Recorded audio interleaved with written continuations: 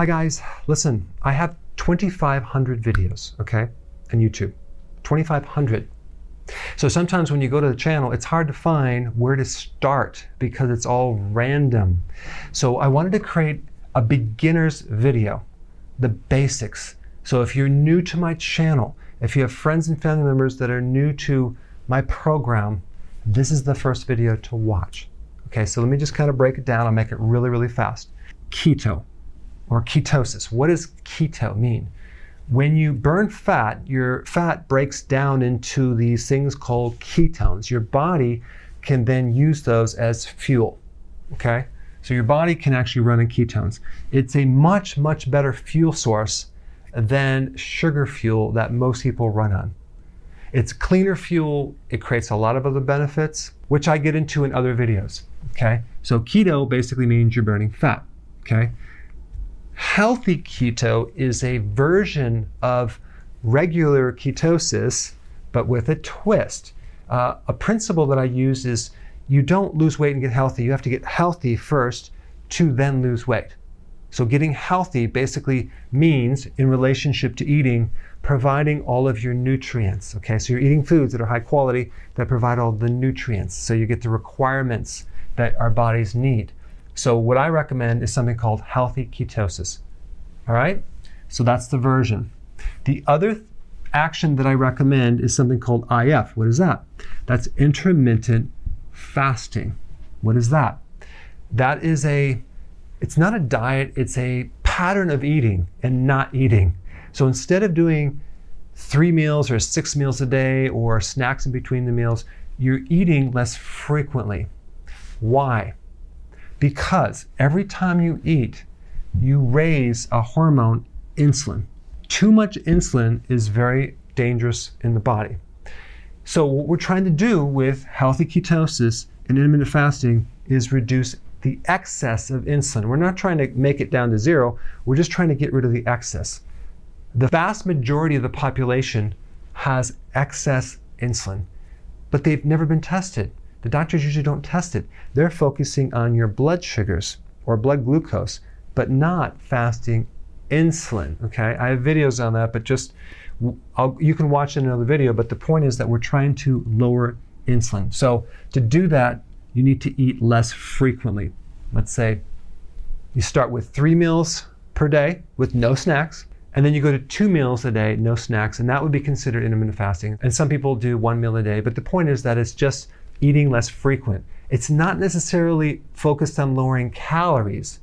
Even though you will be consuming less calories, the focus is not on calories. It's about eating less frequently. At the end of the day, we want to provide all the nutrients, so we need a certain amount of calories. The cool thing about intermittent fasting is that because you're eating less frequent, the requirements for nutrients go down because the body starts being conservative with its nutrients. It starts holding or retaining more nutrients. So what you would need for 3 meals a day, okay, as far as nutrients, you would need less nutrients for 2 meals a day, just because the body adapts. Sometimes people are concerned about losing muscle mass. Well, the other cool thing is that when you do intermittent fasting, certain hormones, like growth hormone, increases dramatically to protect the muscles from being lost. Okay, so your body tends to now conserve protein as well when you do intermittent fasting, so you're not going to lose muscle mass. So the 2 main things that help you lower insulin are the reduction of carbohydrates. I'm talking about the sugar, refined carbs, the grains, the pasta, the cereal, the biscuits, the waffles, the juice, the alcohol. I have a lot of videos on this right here, like a ton, but that just kind of gives you the summary. And also, number 2, eating less frequently. What we're doing when we actually drop carbs and we eat less frequently is we're adapting to fat burning. You're actually making new cellular machinery to run your body on fat fuel, okay, and no longer on sugar. Now, what happens when you consume too many carbs, the insulin comes in and takes it out and converts it to fat. So a lot of the fat on your body right now came from the carbohydrates, not necessarily the fat that you ate, but the carbohydrates that you ate. The other thing that people don't realize is this. In the presence of too much insulin, you can't lose this fat. So if you have a stubborn metabolism and you can't lose weight, we know you have too much insulin. Is there a quick test to know if you have too much insulin? Yes. Just look down right now, and if you could see your belly, you have too much insulin. Because these are the main symptoms of high insulin. Belly fat, high blood pressure, high cholesterol, fatigue, especially after eating, decreased cognitive function, lack of focus, poor memory, moody, irritable, sometimes depressed, grouchy because of the blood sugar issue, cravings for carbs for sure, and you're hungry all the time, especially between meals.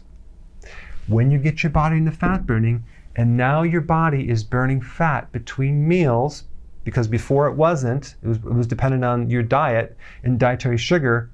So now when you're burning your own fat, wow, you get rid of the hunger. Okay, you're not hungry anymore. It makes it easy to do this. You don't crave it anymore.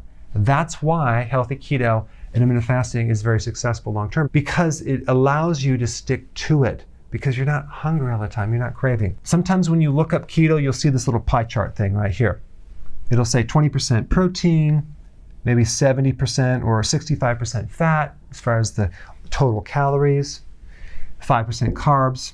Okay, this is very confusing for people because you have to calculate calories into grams and this and that.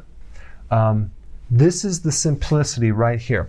If you just envision your plate, okay, this is your plate. Half of the plate should be salad or vegetables, okay? A quarter of the plate should be protein. And the other quarter should be fat. So this 65 or 70% fat, which seems like a lot of fat, now remember 1 gram of fat is more than twice the calories of carbs and protein. So this is misleading. In reality, the volume of fat is really only, a quarter of your plate. And a lot of this fat is actually mixed with the protein. So it's not as much as you think. And then we have this small amount of carbs out here, just to keep it really, really simple. Okay? And healthy keto and intermittent fasting is not just about weight loss. It's about getting you super healthy, for reducing inflammation, for helping your cognitive function, helping your overall mood, making the body work better. Okay? So now that you have the basics, now you can go to the rest of the videos. Thanks for watching. Hey, if you're liking this content, please subscribe now, and I will actually keep you updated on future videos.